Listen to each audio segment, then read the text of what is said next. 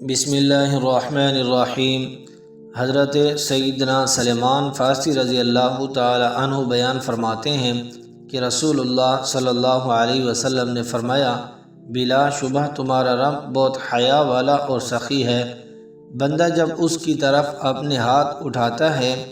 تو اسے حیا آتی ہے کہ انہیں خالی لوٹا دے۔ حضرت سیدنا ابن عباس رضی اللہ تعالی عنہ بیان فرماتے ہیں، تم اپنے ہاتھ اپنے کندھوں کے برابر یا اس کے قریب بلند کرو،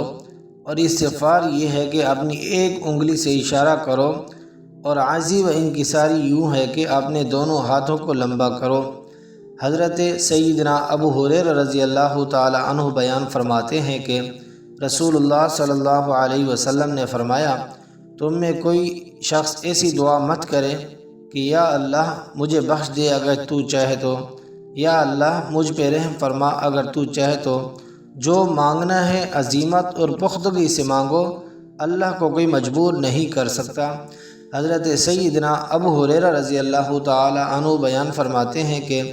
رسول اللہ صلی اللہ علیہ وسلم نے فرمایا، جس آدمی نے کسی مومن سے دنیا میں مصیبتوں کو دور کیا، اللہ تعالیٰ اس سے قیامت کے دن کی مصیبتوں کو دور کرے گا، اور جس نے تنگ دست پر آسانی کی، اللہ اس پر دنیا میں اور آخرت میں آسانی کرے گا۔ اور اللہ اس بندے کی مدد میں ہوتے ہیں جو اپنے بھائی کی مدد میں لگا ہوتا ہے، اور جو ایسے راستے پر چلا جس میں علم کی تلاش کرتا ہو، اللہ تعالیٰ اس کے لیے ذریعہ جنت کا راستہ آسان فرما دیتے ہیں۔ اور جو لوگ اللہ کے گھروں میں سے